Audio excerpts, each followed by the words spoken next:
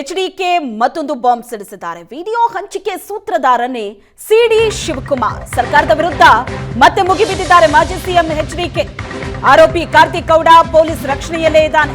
ಈಗ 8 ಪೊಲೀಸರ ರಕ್ಷಣೆಯಲ್ಲಿ ಕಾರ್ತಿಕ್ ಇದ್ದಾನೆ. ಪೆನ್ಡ್ರೈವ್ ಕೇಸ್ ಕಾಂಗ್ರೆಸ್ನವರ ಬುಡಕ್ಕೆ ಬರ್ತಾ ಇದೆ. ಬಹಳಷ್ಟು ಟೆರರಿಸ್ಟ್ಗಳು ಡಿಕೆಶಿ ಸುತ್ತಮುತ್ತಲೇ ಇದ್ದಾರೆ. ಡಿಕೆಶಿ ಸುತ್ತ ಇರೋ ಟೆರರಿಸ್ಟ್ಗಳನ್ನ ಯಾರಾದ್ರೂ ಟಚ್ ಮಾಡಿದಾರಾ ಅಂತ ಪ್ರಶ್ನೆ ಮಾಡಿದ್ದಾರೆ. ಡಿಸಿಎಂ ಡಿಕೆ ಶಿವಕುಮಾರ್ ವಿರುದ್ಧ ಮಾಜಿ ಸಿಎಂ ಎಚ್ಡಿಕೆ ಆಕ್ರೋಶವನ್ನ ವ್ಯಕ್ತಪಡಿಸಿದ್ದಾರೆ.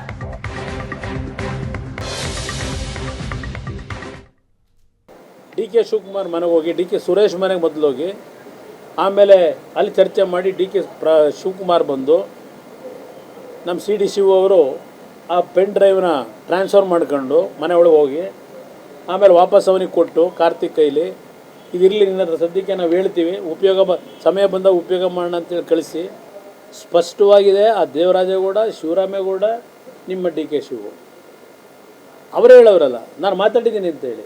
ಪೆನ್ ಡ್ರೈವಿನ ಬಗ್ಗೆ ಯಾವ ಮಂತ್ರಿಗಳು ಕಾಂಗ್ರೆಸ್ ಕಾರ್ಯಕರ್ತರು ಯಾರೋ ಮಾತನಾಡಬೇಡಿ ಅಂತೇಳಿ ಮುಖ್ಯಮಂತ್ರಿಗಳು ಯಾಕೆ ಹೇಳಿಕೆ ಕೊಟ್ಟವ್ರೀಗ? ಹೋಮ್ ಮಿನಿಸ್ಟ್ರು ರೈಟಿಂಗಲ್ಲಿ ಬರೆದು ಕೊಡೋಕ್ಕೆ ಹೇಳಿ ಹೋಮ್ ಮಿನಿಸ್ಟ್ರು ಹೇಳಿದ್ದಾರೆ. ಇದು ಅವ್ರ ಕಾಲದಲ್ಲೆಲ್ಲ ಮಾಡಿದ್ರಲ್ಲ, ಯಾರ್ಯಾರ ಕಾಲದಲ್ಲಿ ಕದ್ದಾಲಿಕೆ ಮಾಡಿತ್ತು ಅಲ್ಲ ಅವ್ರಿಗೆ ಗೊತ್ತಿದೆ.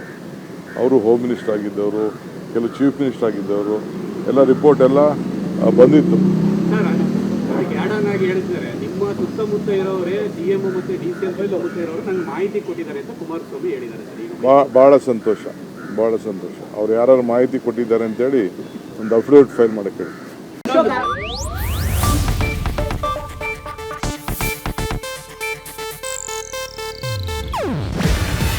ಇದು ಏಷ್ಯಾನೆಟ್ ನ್ಯೂಸ್ ನೆಟ್ವರ್ಕ್ ಪ್ರಸ್ತುತಿ.